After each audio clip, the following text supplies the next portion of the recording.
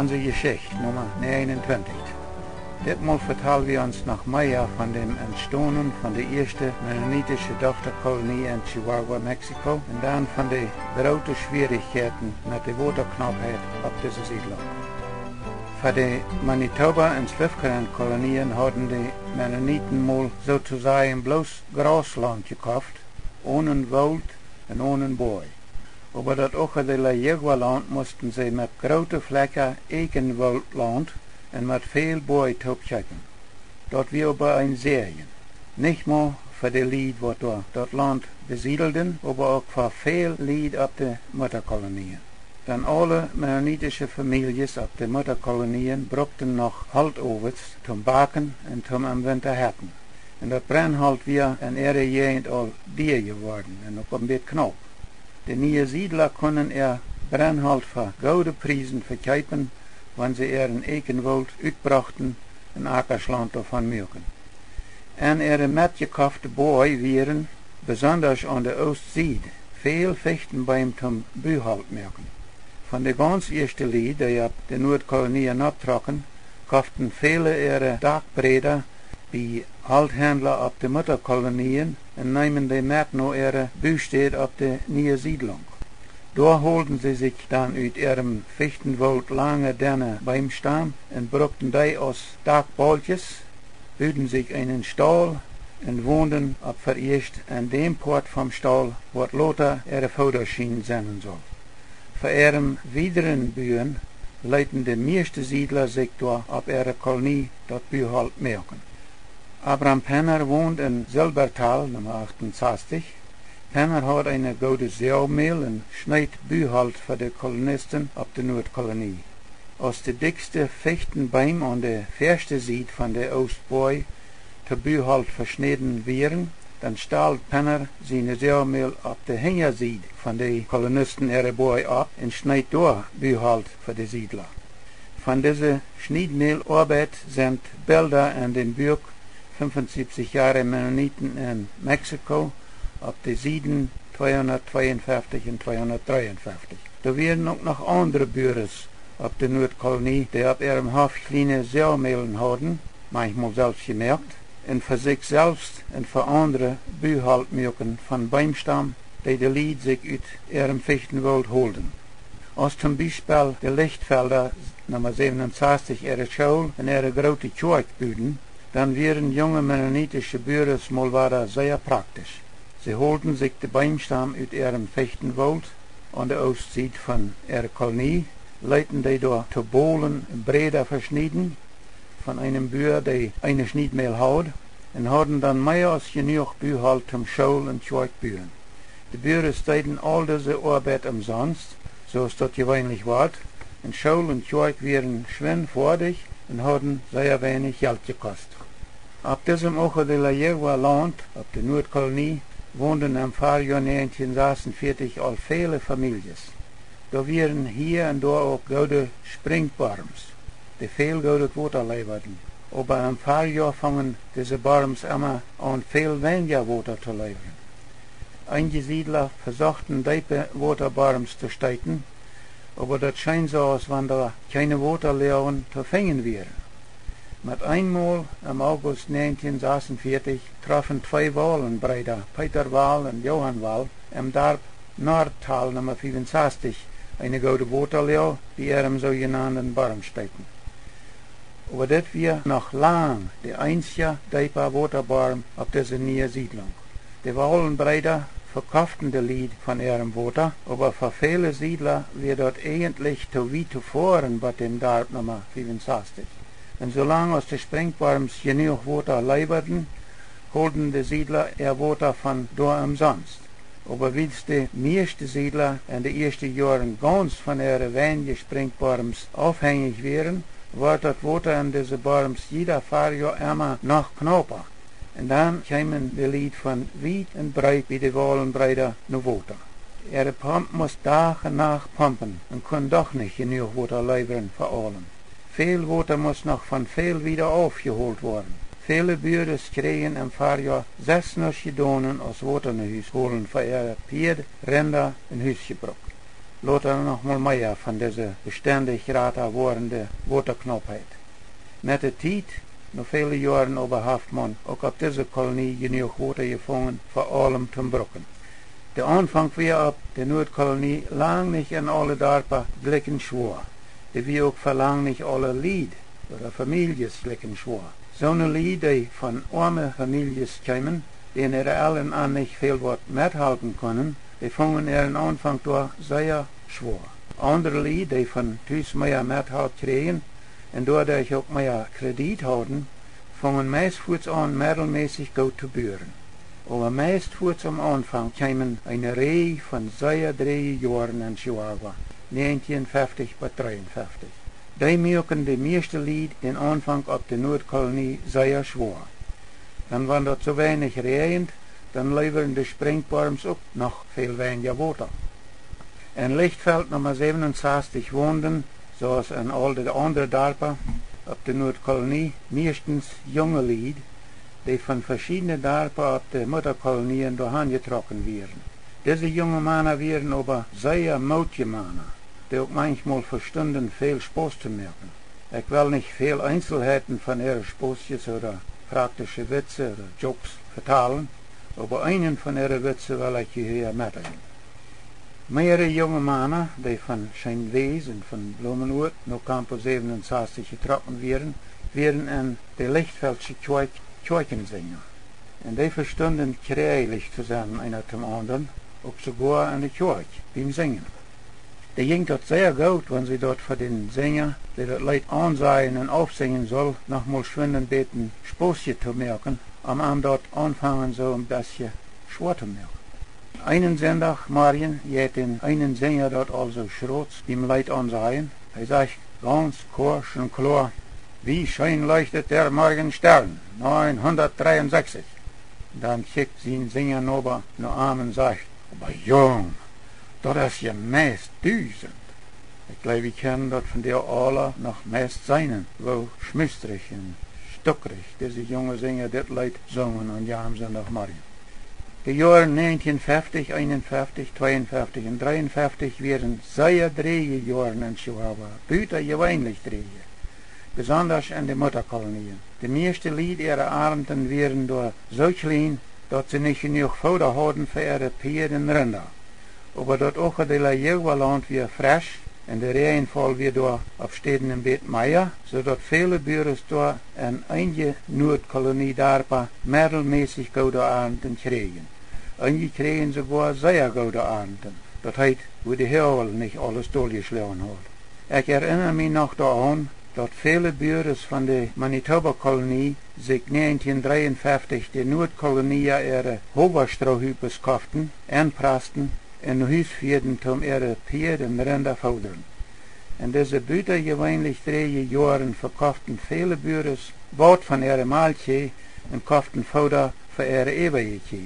Und auch viel große Schmucke Pferde wurden verkauft, für was die Lied kriegen konnten. Meestens worden diese Pferde gekauft von Futtermehl Eigentümer zum manchem Hühnerfutter merken.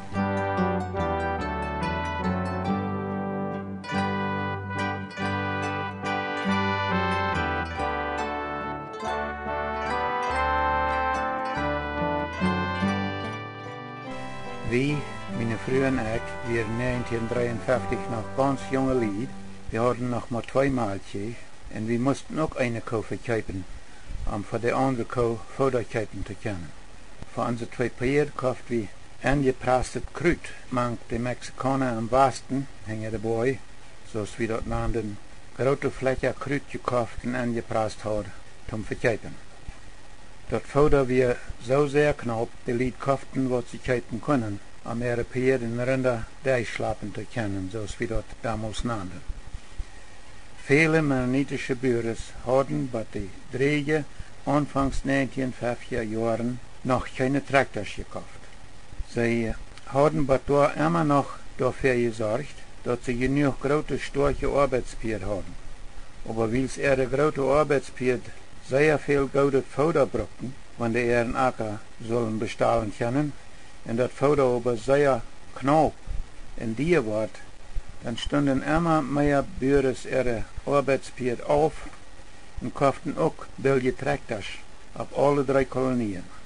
Während de 3 knappe jaren ging de modernisering bij de Mennoniten in Mexico trotz de geldknappheid zeer bozig. En wenige jaren wordt geen landarbeid meer met de smakke arbeidspeer gedaan. Alles deed man met tractors. De eerste half van 1950 jaren brachten nog weiter zeer veel meer armoed met zich, mankte Mennoniten in Mexico. Zodat von einem mehr Siedlungslandschaften überhaupt nicht viel was geredet wird in diesen Jahren. Aber jeder Jahr befrieden sich noch einmal mehr junge Lied. Und weil es da keine Möglichkeit wäre für all diese junge Lied zu Land zu kommen, wohnten jung befriedete Lied meistens bei den Eltern auf ihrem Hof. Manchmal mehr als ein paar. In diesen 3 Jahren fuhren auch noch weiter viel mehr junge Familien entweder in den USA oder in Kanada Geld verdienen. In diesen Jahren fangen auch Büros an, nach Manitoba oder nach Süd-Ontario zu tragen. Nu erstmal war eine Frau. Wo kam das bei uns da, dass einige von unseren Lied mit einmal hinter dem Norden wohnten? Na, das kam so. Wenn die Mennoniten auf der Mutterkolonie zum Beispiel davon vertalten, wer nur die Nordkolonie getroffen wird, dann sehen viele von unseren Lied von Anfang an einfach bloß, die in die Lied sind, nur im Norden getroffen. Und ein bisschen later, wenn wir wohl auf der Nordkolonie wem besuchen fahren, dann sieht man meistens nicht, wir wollen fahren unsere Geschwister auf der Nordkolonie besuchen, aber wir wollen unsere Geschwister am Norden besuchen fahren, und so weiter. Als dann 15 Jahre later dort Santa Rita Land und angrenzend ist an dem nordischen Eng von dieser sogenannten Nordkolonie gekauft und besiedelt wird, dann wird das Gebrauch vom Norden ein bisschen verhängnisvoll. Besonders für Kinder und für solche Leute, die sich geografisch nicht gut orientieren können. Solche Leute vertalten dann Völker davon, dass die in die Lied hinter dem Norden getroffen werden. Oder dort wer hinter dem Norden wem besuchen gefahren wird und so weiter. Na, wir wissen nu überall alle, dass keiner hinter dem Norden wohnt oder wohnen kann. Wir wissen sogar alle, dass wenn einer von uns kriegt auf dem Nordpol sein einräumiges Hüschen haben würde, und ein Fensterchen an jeder ein von seinen Feuerwehren, dann konnte er durch jeder Fensterchen bloß am Süden hineinkicken. Nicht so?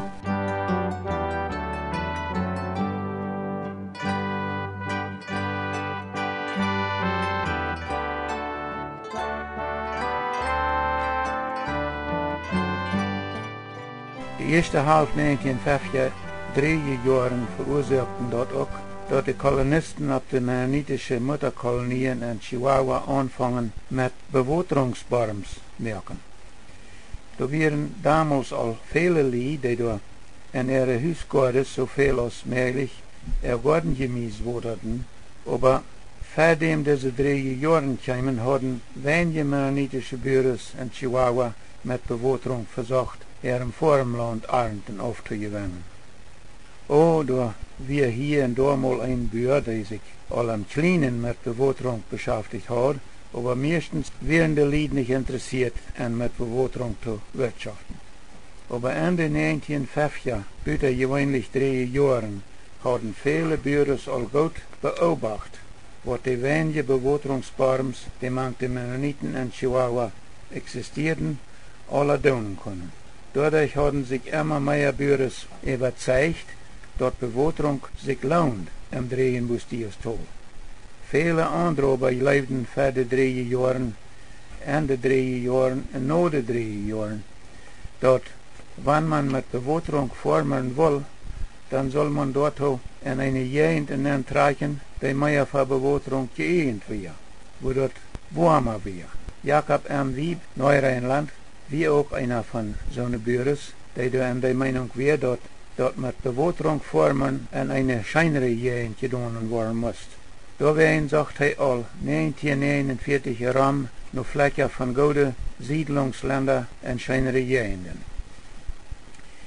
Yermo Durango. Wer erst damit bekannt, dass dicht bei dem kleinen Stadtje Yermo im Estado Durango mal eine mennonitische Siedlung am entstanden war. Das sogenannte Saltillo-Land, dicht bei Agua Nueva in Coahuila, soll 1944 mal die erste mennonitische Tochterkolonie werden. Aber davon, zoals wir al gesagt haben, wird mal nicht. Das Land von dem Ojo de la Yegua Rancho wird dann nur die erste mennonitische Tochterkolonie. Wie es dort wurde ab der erste mennonitische Tochterkolonie, die sogenannte Nordkolonie, so sehr deep wir und so sehr knapp wir, wollen da lang nicht alle junge landlose Lied handtragen. Und wenn die alle daheim gewollt haben, dann wird das vielleicht Land auch lang nicht groß genug gewesen. Ab den Mennoniten ihre Kolonien in Chihuahua bleiben noch einmal sehr viele junge Lied landlos, als ihre erste Tochterkolonie, wo sich besiedelt worden war. Die 48.000 Acker große Rancho Ojo de la Yegua oder das Land wird von den zwei kolonischen Gemeinden, von der Manitoba-Kolonie und von der Swift-Grand-Kolonie, für die erste Tochterkolonie, die Nordkolonie, Lot im Herbst 1944 gekauft worden wir, die wären in sehr kurzer Zeit alle abgekauft worden. Das hat wohl den beständigen Mangel an mehr Siedlungsland für junge Lied ein bisschen kleiner gemerkt, aber sehr lang nicht geleistet. Da werden viel dort von Fuß an noch an viel mehr Siedlungsland. Was so weit für das Mal. Nächstes Mal fangen wir an zu vertalen von wo Jakob am Wieb von Neureinland all 1949 anfängt, nur Siedlungsland ranzusägen, um mit Bewässerung zu formen. Und von wo durch diese Arbeit die Yermo Durango mal soll die zweite mennonitische Kolonie werden. But nächstes Mal. That's George Remmer.